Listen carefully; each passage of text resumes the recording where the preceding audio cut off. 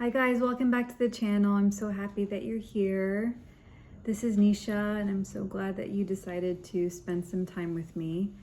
Today I'm talking about reasons why I stopped studying certain systems, spiritual systems, in relation to the ideas of fate versus free will. It's a very juicy topic. I know all of you have probably talked about it in your channels, within your spiritual groups, or even just in the confines of your own and practices of your own spiritual practices. So one of the systems I'm going to be talking about is, of course, astrology. This gorgeous card illustrates. These are the backs. So I mentioned in my last video that I have studied Vedic astrology by 4 different teachers. This is over the span of years, right? It's probably since about 2015. In addition to Western astrology from 2 teachers, I've gone to numerous astrologers for readings. A lot of them who are teachers themselves now and very, very popular, very, very good astrologers. I would recommend all of them that I've been to. And as well as numerology. And I haven't gone in as depth into numerology as I have with astrology. But for me, it's the same reason as to why I just am unable to really push through it and to really commit to those studies. So, first of all, when it comes to anything that tells another person, so that tells me who I am, or if I'm going to tell another person ideas of who they are, it's to support them. It's to highlight all the amazing things that they are already made up of. So for me, when it comes to astrology, the best part about astrology is the natal chart. The best part about numerology is, I would say, also your life number, your life path number. And those 2 things in and of itself give you characteristics of you. It's kind of like what the Myers-Briggs does. And I would say, I think the Enneagram also kind of, stops at that point. There are no predictive elements. There are newer systems, I believe, like human design and gene keys that take ideas from a lot of different systems and have been put together to kind of take away the fate element, but also are able to tell you kind of in different circumstances how you like the characteristics of who you are and how what your challenges and your shadows are, which is less predictive, but still not something that I've delved into too much, to be fair, but I have had readings done. So I'm going to leave those systems aside. But just going back to my studies, with Vedic astrology, I did grow up in a very Hindu household. My dad does not at all actively believes against those things. In fact, I would say 99% of Indians within India, in the diaspora, Hindus do not give it a second thought.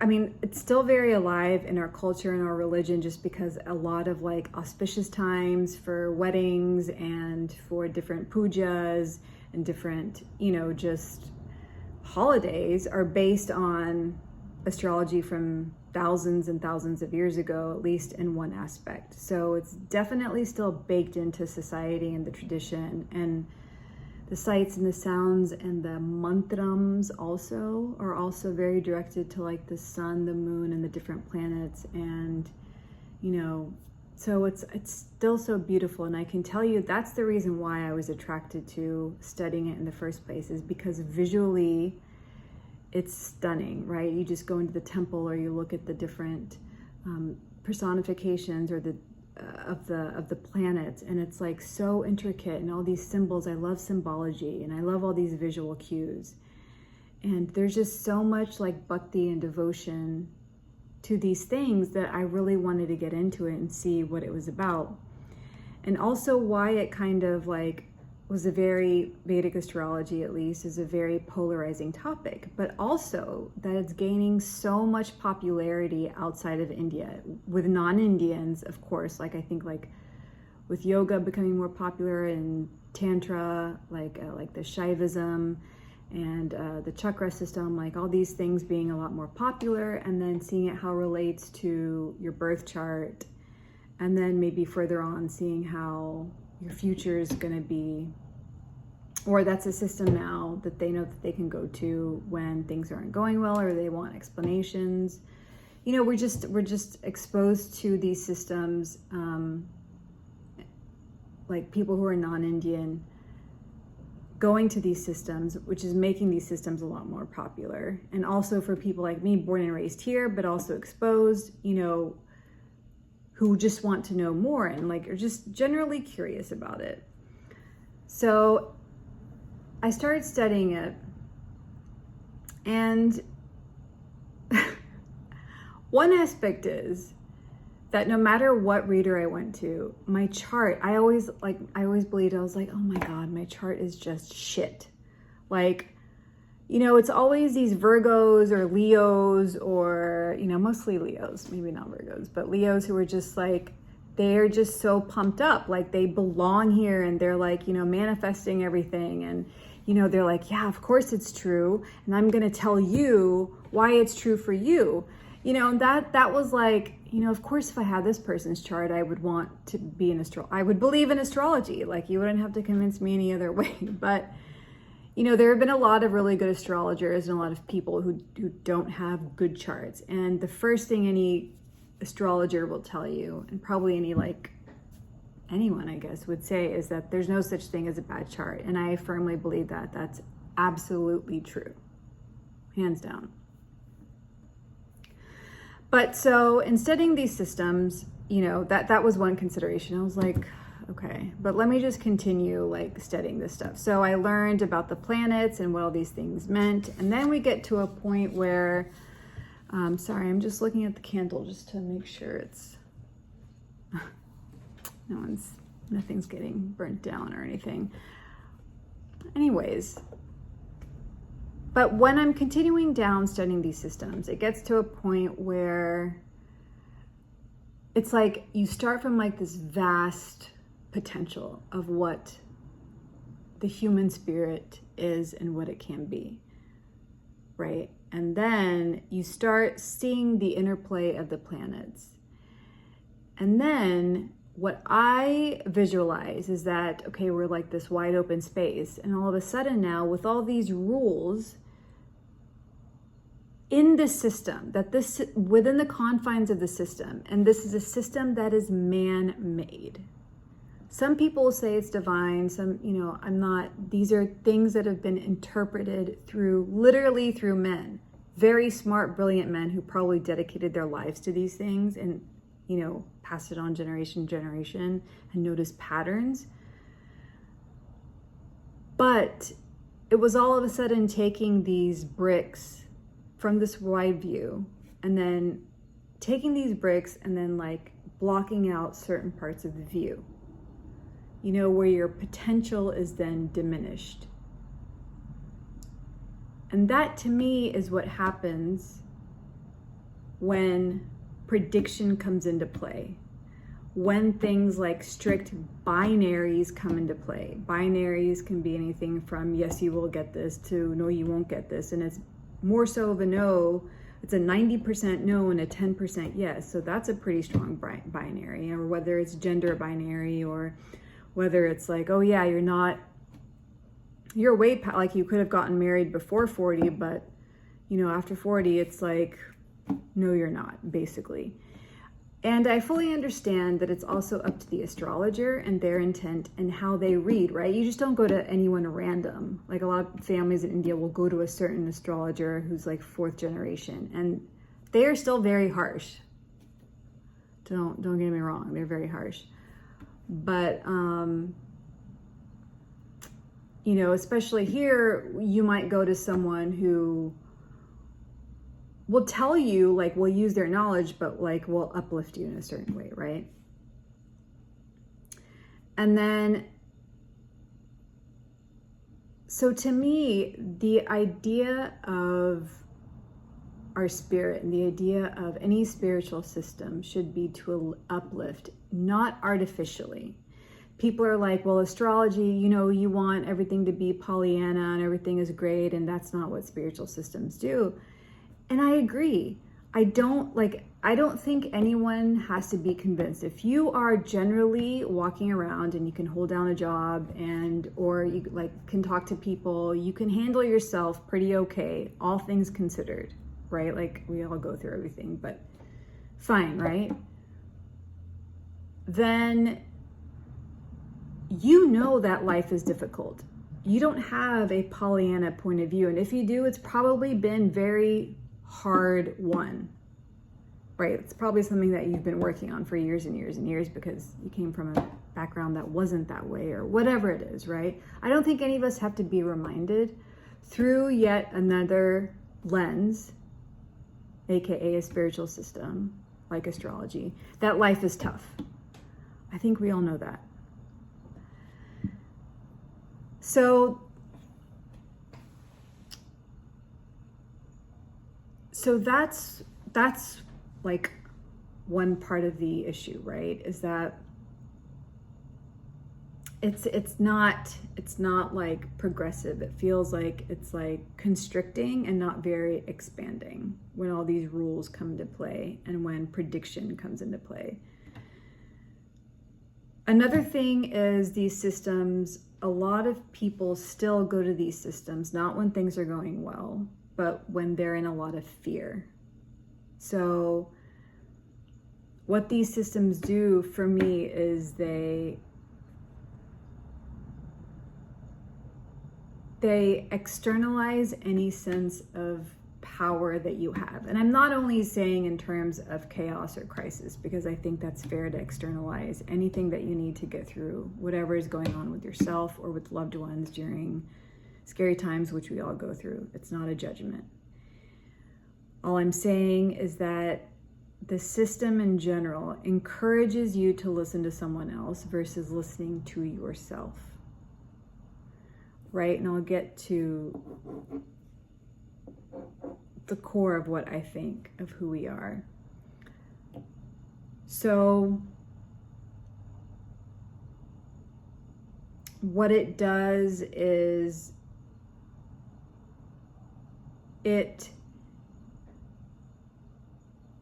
takes away your primary connection to your higher self, to God's great spirit, universe, whatever you want to call it. This direct connection, this is the connection that is the most valuable and the only connection that you need to protect and grow in whatever way you can every single day, period. And so the issue for me is that these other systems come in and tell you,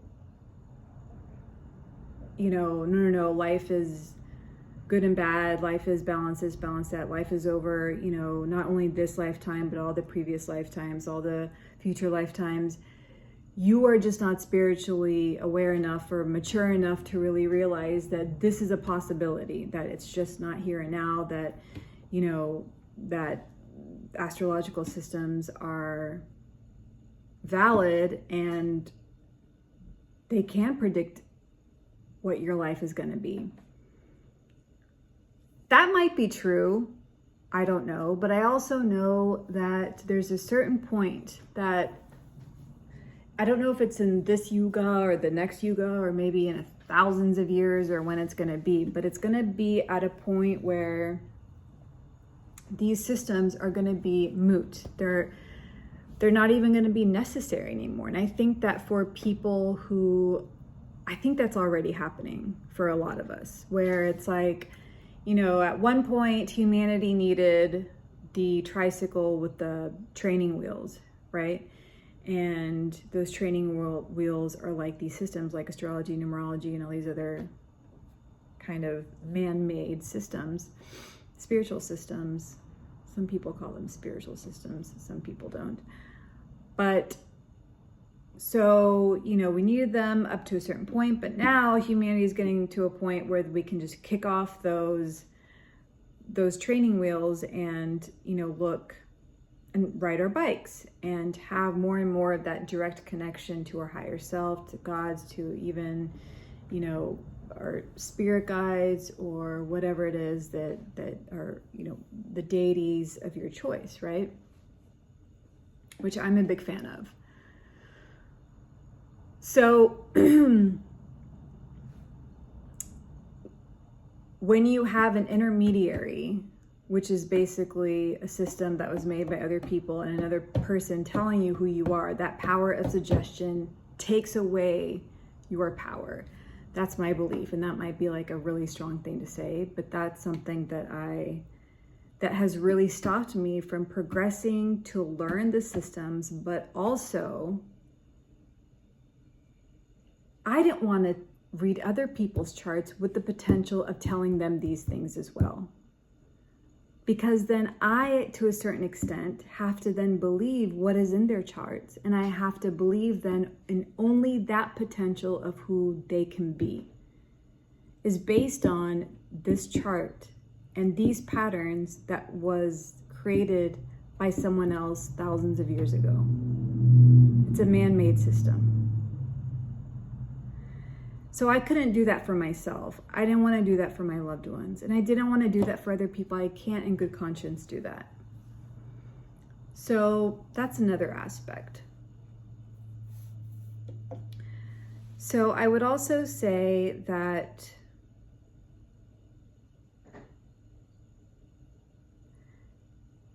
additionally, when it comes to fate versus free will, when it comes to astrology and numerology and these systems, right? I think it's kind of like not a relevant thing to talk about. Meaning it's kind of like, it's kind of a moot, I'm using that word a lot today. It's like a moot argument. It's like no longer even necessary. It's like, why even bring it up?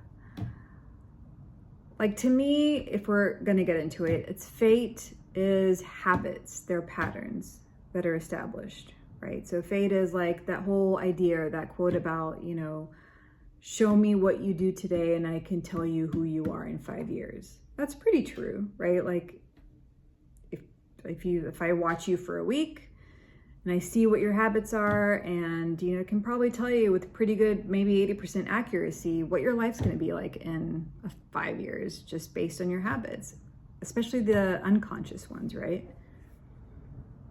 So those are just habits and patterns, versus free will, to me, is breaking those patterns. It's bringing awareness to those patterns, and it's possibly even enlisting help to change those patterns. That to me is what fate versus free will is. Fate only happens, and fate has this connotation of like unchangeability, of like negativity, of all the bad things happening, right? Like we never think of fate as a good thing. I would just say, especially in this country or in the West, it's like something that seems out of our hands, right? We're kind of like, no. That's like against Western thought, right? And free will, we're all about free will. So it's just habits and patterns that are basically unconscious and unbroken, versus free will of breaking those patterns and bringing awareness and changing those patterns to do so. But what these systems do is they say, based on the date that I was born, based on the date that you were born, based on the number of letters that you have, or your life path number, I'm going to run this computer system and it's going to tell me in 30 years, like what's going to happen in certain areas of your life. And that's taken primarily as fact. And there's a lot of intricacies in the system. I'm not saying that there are not, but I still hold firm to the fact that we are full of explosive potential at every single second, every single day. It's like everything is vibrating with energy, and with so much energy, there's so much potential, right? Like even the solid things are not solid. Even in the space between the tiniest particles within our bodies, within our brains, within the table in front of me, has so much explosive power that we just don't have any idea until we actually try to do it. And so I think that with the power of suggestion from the most well-intentioned astrologer can be very damaging to people. So that's why I personally have not been able to move past that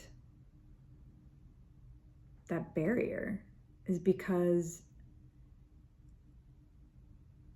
it makes me sad that like spiritual life, and whether it's like divine or just like, you have this idea of like energy never being created or destroyed, or, even if you don't believe in any sort of benevolence or anything, like,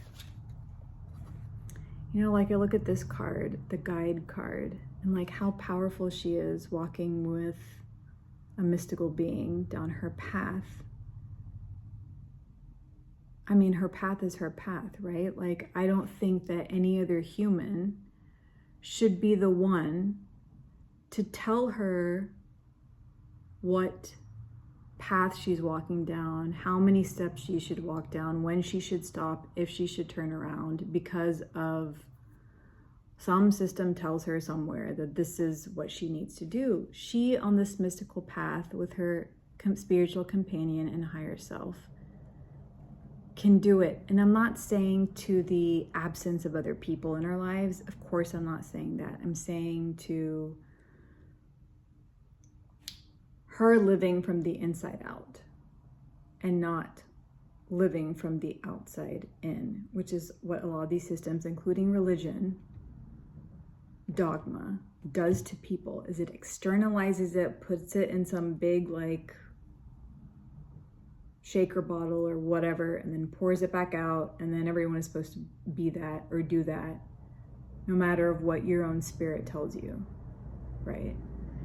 Like it ignores this part of who we are. And I don't really like it.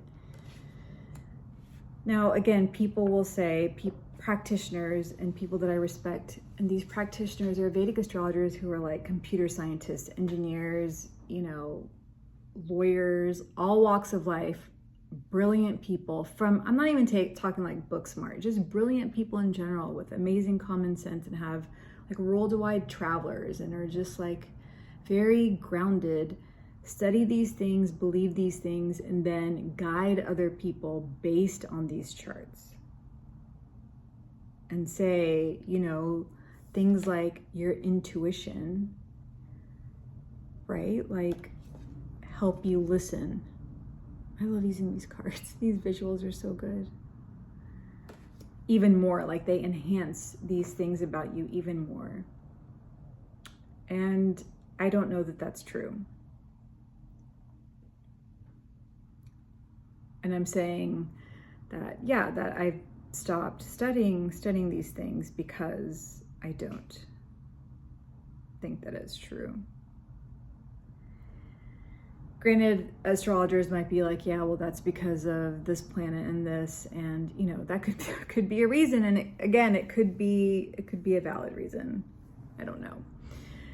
But one of the things that I'll say is that I do plan on interviewing a lot of my astrology teachers and just getting into the nitty-gritty of of not what the planets and the signs mean, but of these kinds of questions, like how they came to believe what they believe, why they practice, you know, like especially the predictive element. That's what really gets me. The predictive element, the fact that another human is telling me who I'm going to be. And they will argue it's not another human, it's the math behind it, it's the pattern. And then I'm like, well, the pattern was established, the parameters for that pattern was established by a human. So that's my little spiel. I'm really hoping that this at least made some sense, or some of the points like resonated with you guys. This is like my 4th attempt, and I'm wanting to do like a ramble style, but I will need more practice for sure doing this stuff. But I'm really happy that y'all are here, and I would love to know what you think, and yeah, any thoughts that you might have, please let me know. And I hope that you'll have an amazing day, and I will talk to you soon. Bye.